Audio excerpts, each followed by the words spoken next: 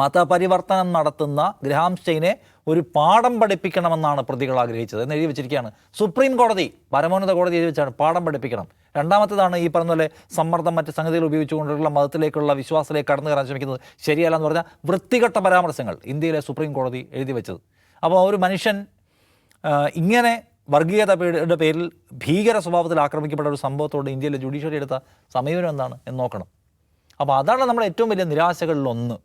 നമ്മൾ എന്ന് വെച്ചാൽ ഈ പരസ്പരം സഹായിച്ചും സഹകരിച്ചും കലർന്നും ലോകത്ത് ജീവിക്കുന്ന ഒരു സമൂഹമാണ്. അപ്പോൾ ഒരു നാട്ടിൽ നിന്ന് വന്ന മനുഷ്യന്മാർ നമ്മളെ സഹായിക്കാൻ തീരുമാനിക്കുമ്പോൾ ആർക്കാണോ സഹായം ആവശ്യമുള്ളത് അവരെ നമ്മളോട്ട് നേരിട്ട് സഹായിക്കത്തുമില്ല. അവരവരുടെ നരകജീവിതം നയിക്കണം. ആരെങ്കിലും അവരുടെ ഒരു സഹജീവി സ്നേഹം കൊണ്ട് സഹായിച്ചാൽ അത് സമ്മതിക്കില്ല. അവരെ ചുട്ടുകൊല്ലുക, അവരുടെ കുഞ്ഞുങ്ങളെ കൊല്ലുക. എന്നിട്ടും അവരുടെ ഗ്ലാഡിയസ് എന്ന് വെച്ചാണ് അവരുടെ ഭാര്യയുടെ പേര്.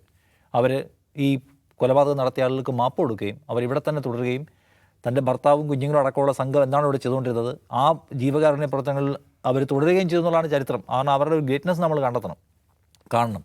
പിന്നെ സംഘപരിവാറിൻ്റെ കാര്യം അതിപ്പോൾ നമ്മൾ കൂടുതൽ വിശദീകരിക്കേണ്ട കാര്യമൊന്നുമില്ല. ഈ സംഭവം നടന്ന മണ്ഡലത്തിലെ MLA ആണ് ഇപ്പോൾ അവിടുത്തെ രാംചരൺ മാജി എന്ന് പറഞ്ഞ മുഖ്യമന്ത്രി. അദ്ദേഹം ഇതിന് മുൻപ് തന്നെ ഈ ജയിലിൽ കിടക്കുന്ന ധാരാ സിംഗിനെ വിട്ടുകിട്ടണമെന്ന് അദ്ദേഹം പ്രതിപക്ഷത്തിരിക്കുന്ന സമയത്ത് തന്നെ പലകുറി ആവശ്യപ്പെട്ട ആളാണ്. സുദർശൻ TV എന്ന് പറയുന്ന സംഘപരിവാറിൻ്റെ ഒരു യൂട്യൂബ് ചാനലോ മറ്റോ ഉണ്ട്. അതിൻ്റെ ചീഫ് എഡിറ്റർ വന്നിട്ട് ഈ ധാരാ സിംഗിനെ കാണാൻ ശ്രമിച്ചപ്പോൾ അനുമതി കൊടുത്തില്ല അന്നത്തെ സർക്കാർ. അയാളെ അനുമതി കൊടുക്കണമെന്ന് ആവശ്യപ്പെട്ടുകൊണ്ട് ആ സുദർശൻ TVയുടെ ചീഫിൻ്റെ കൂടെ ജയിലിന് പുറത്ത് സമരം ചെയ്ത ആളാണ് ഇന്നത്തെ മുഖ്യമന്ത്രിയായിട്ടുള്ള രാംചരൺ മാജി എന്ന് പറയുന്ന ആൾ. അപ്പോൾ അയാൾ മുഖ്യമന്ത്രി ആകുമ്പോൾ പിന്നെ ഇയാളെ വിടാനില്ലാതെ ആദ്യത്തെ പരിപാടി പിന്നെ എന്തായിരിക്കും?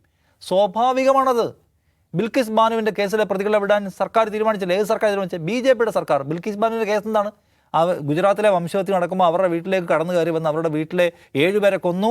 എന്നിട്ട് ഇവരെ പലരാൽ വന്നു റേപ്പ് ചെയ്തു.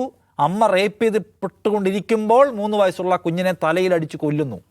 ഈ സംഭവത്തിലെ പ്രതികളെയാണ് വെറുതെ പുറത്തിറക്കി വിടാൻ സർക്കാർ തീരുമാനിക്കുന്നത് മാത്രമല്ല, പുറത്തിറങ്ങി വരുമ്പോൾ അവർക്ക് ആരാണ് സ്വീകരണം നൽകുന്നത്? ഹിന്ദുത്വവാദികൾ. ലഡ്ഡുവും കാവ്യ മാലയും അണിച്ചവരെ സ്വീകരിക്കുകയാണ്. റാം റഹീം, ഗുർപ്രീത് റാം റഹീം എന്ന് പറഞ്ഞ ഒരു കക്ഷിയുണ്ടല്ലോ, അയാൾ എന്തിൻ്റെ പേരിലാണ് എന്താണ് ജയിലിൽ അടയ്ക്കപ്പെട്ടതെന്ന് നമുക്കറിയാം. കൊടിയ കുറ്റങ്ങൾ ചെയ്തതിൻ്റെ പേരിലാണ്. അയാളെ പുറത്തിറക്കി വിടാൻ തീരുമാനിച്ച ഭരണകൂടം ആരുടെ ഭരണകൂടമാണ്? അപ്പോൾ ഇവരെ സംബന്ധിച്ച് ഇത്തരത്തിൽ കുഞ്ഞുങ്ങളെ കൊല്ലുക, റേപ്പ് നടത്തുക, ഹീനമായ കുറ്റകൃത്യങ്ങൾ ചെയ്യുക, ഇതൊക്കെ ഹിന്ദുത്വത്തിൻ്റെ ഒരു ഹുങ്കാര ഭാഗമായിട്ട് ചെയ്യുന്നതാണെങ്കിൽ അവർക്ക് ഹീറോയാണ്. ആ ഹീറോകളെല്ലാം പുറത്തേക്ക് കൊണ്ടുവന്നിട്ട് ആദരിക്കണം. ഇപ്പോൾ ഈ പറഞ്ഞ ധാരാ സിംഗിനെ പുറത്തേക്ക് ഇറക്കിക്കൊണ്ടുവരാൻ തീരുമാനിക്കുകയാണ്. ആരാ പുറത്തേക്ക് കൊണ്ടുവരുന്നത്? പുറത്തേക്ക് ഇറക്കിക്കൊണ്ടുവരുന്നത് ഹിന്ദുത്വത്തിൻ്റെ ആൾക്കാരാണ്. അയാൾ പറയാണ് അയാൾക്ക് മാനസാന്തരം വന്നെങ്കിൽ അയാൾ ഇറങ്ങി വരുന്നത് എവിടേക്കാണ്? എക്കോസിസ്റ്റം ഏതാണ്? ഇതേ ഹിന്ദുത്വത്തിൻ്റെ ഭരണകൂടം, ഇതേ ഹിന്ദുത്വത്തിൻ്റെ ആൾക്കൂട്ടം, ഇതേ ഹിംസാത്മകമായിട്ടുള്ള ഒരു അന്തരീക്ഷം, അതിലേക്ക് അയാൾ ഇറങ്ങി വരുന്നത്. ആ അന്തരീക്ഷവും അവർക്ക് അധികാരമില്ല, അയാൾക്ക് ഇറങ്ങാനും പറ്റത്തില്ല. അയാളെ ഇറക്കുന്നത് തന്നെ ഹെയ്റ്റിൻ്റെ ഒരു ഭരണകൂട രൂപമാണ്. നമ്മൾ കണ്ട കാര്യം. അപ്പോൾ അത് ഇറങ്ങി വരുമ്പോൾ അയാൾ മാനസാന്തരപ്പെട്ടു എന്ന് വിചാരിക്കാൻ എന്താ നിവൃത്തി? ഇപ്പോൾ 25 വർഷം കഴിഞ്ഞു. ഇപ്പോൾ കാണ്ടമാല കഴിച്ചിട്ട് 20 വർഷവും പിന്നിട്ട് പോകുന്നു. എന്നിട്ട് ക്രിസ്ത്യാനികളുടെ കാര്യത്തിൽ ഞങ്ങൾക്ക് മാനസാന്തരം വന്നു എന്ന് ഇവർ പറയുന്നല്ലോ. ആർക്കാ മാനസാന്തരം വന്നത്? ഇപ്പോഴും ഡേ ബൈ ഡേ ഓരോ ദിവസവും ക്രിസ്ത്യാനികൾ ഇന്ത്യയിൽ ആക്രമിക്കപ്പെട്ടുകൊണ്ടിരിക്കുകയാണ്. അവർ മുസ്ലിങ്ങൾ ആക്രമിക്കുന്നു, കൊല ചെയ്യപ്പെടുന്നു. ക്രിസ്ത്യാനികൾ കൊല ചെയ്യപ്പെടുന്നതുകൊണ്ടാണ് കുറവാണ്. പക്ഷേ ഗ്രാമങ്ങളിലുള്ള ഭ്രഷ്ട് കൽപ്പിക്കുന്നു, ആക്രമിക്കുന്നു, പള്ളികൾ തകർക്കുന്നു. മണിപ്പൂരിൽ ആയിരക്കണക്കിന് ആൾക്കാർ ഇതിൻ്റെ എഫക്റ്റഡ് പാർട്ടീസ് ഉണ്ട്. 100 പേര് കൊല്ലപ്പെടുകയും ചെയ്തിട്ടുണ്ട്. അപ്പോൾ ഇത്രയും വർഷങ്ങളിൽ പിന്നിട്ട് കഴിയുമ്പോഴും ഇപ്പോഴും ഈ ധാരാ സിംഗ് എന്ന് പറയുന്ന ക്രിമിനലിനെ ഇറക്കിവിടാൻ തീരുമാനിക്കുന്ന ദിവസവും ഇന്ത്യയിൽ ന്യൂനപക്ഷങ്ങൾ, ക്രിസ്ത്യാനികൾ സുരക്ഷിതരല്ല. അവരുടെ ജീവിതം കുറച്ചുകൂടെ അരക്ഷിതമായൊരു സന്ദർഭത്തിലാണ് ഇറക്കിവിടാൻ തീരുമാനിക്കുന്നത്.